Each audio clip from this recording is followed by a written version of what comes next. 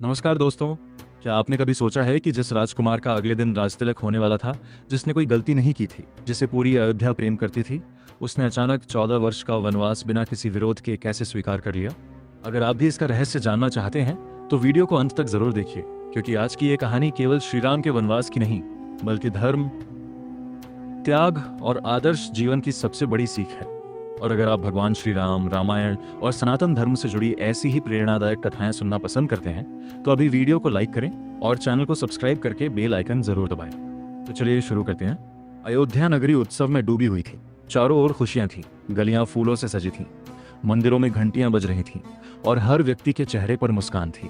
कारण था कि अगले दिन महाराज दशरथ अपने सबसे बड़े पुत्र श्री राम का राजतिलक करने वाले थे। पूरी अयोध्या इस शुभ क्षण का इंतजार कर रही थी। लेकिन उसी रात राजमहल में कुछ ऐसा हुआ जिसने इतिहास की दिशा ही बदल दी। महारानी कैकेयी की दासी मंथरा ने उनके मन में एक भय पैदा कर दिया। उसने कहा कि यदि राम राजा बन गए तो भरत का क्या होगा। धीरे धीरे मंथरा की बातों ने कैकेयी के मन को प्रभावित कर दिया। तब उन्हें वह समय याद आया जब युद्ध में उन्होंने महाराज दशरथ का जीवन बचाया था और बदले में दशरथ ने उन्हें 2 वरदान देने का वचन दिया था। कैकेयी ने निश्चय कर लिया कि अब वे उन वरदानों का उपयोग करेंगी। जब महाराज दशरथ उनके कक्ष में पहुंचे तब कैकेयी ने पहला वरदान मांगा कि भरत को अयोध्या का राजा बनाया जाए। दशरथ दुखी तो हुए, लेकिन उन्होंने इसे स्वीकार कर लिया। लेकिन फिर आया दूसरा वरदान। कैकेयी बोली, राम को 14 वर्षों के लिए वनवास भेज दिया जाए। ये सुनते ही महाराज दशरथ के पैरों तले जमीन खिसक गई। वे टूट गए। उनकी आंखों से आंसू बहने लगे।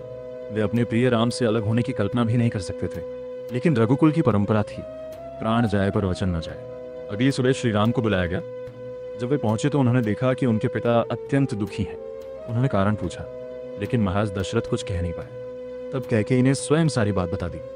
उन्होंने कहा, राम, मैंने तुम्हारे लिए 14 वर्ष का वनवास मांगा है। दोस्तों, जरा कल्पना कीजिए, यदि आपकी जगह कोई साधारण व्यक्ति होता तो क्या करता? वो क्रोधित हो जाता, विरोध करता, अपने अधिकार की बात करता। लेकिन श्री राम ने ऐसा कुछ नहीं किया।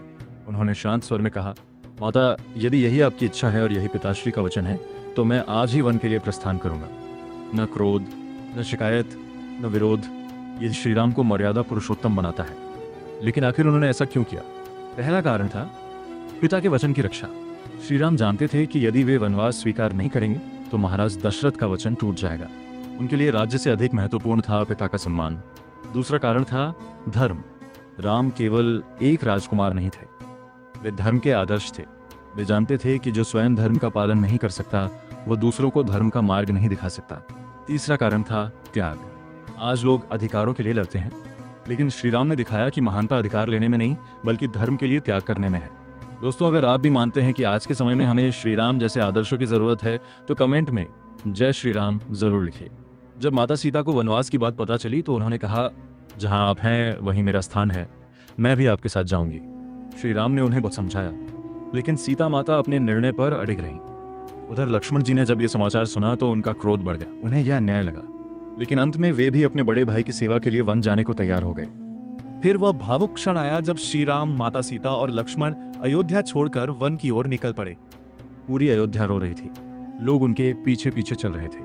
कोई उन्हें रोकना चाहता था, कोई उनके चरण पकड़ रहा था। लेकिन श्री राम जानते थे कि धर्म का मार्ग कभी कभी कठिन होता है।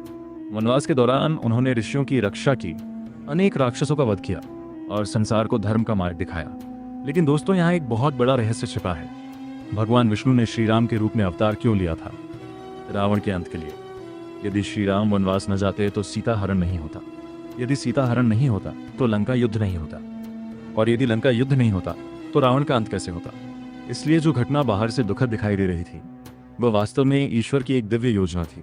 14 वर्षों के वनवास ने श्री राम को केवल महान राजा ही नहीं बनाया, बल्कि पूरी मानवता के लिए आदर्श बना दिया। और जब 14 वर्ष पूरे हुए तब श्री राम अयोध्या लौटे। पूरी नगरी दीपों से जगमगा उठी। लोगों की खुशी का ठिकाना नहीं था। उसी दिन की स्मृति में आज भी दीपावली मनाई जाती है। दोस्तों, इस कथा से हमें सबसे बड़ी सीख मिलती है कि जीवन में परिस्थितियां चाहे कितनी भी कठिन क्यों न हो, हमें सत्य और धर्म का साथ कभी नहीं छोड़ना चाहिए, क्योंकि अंत में विजय हमेशा धर्म की ही होती है। जय श्री राम।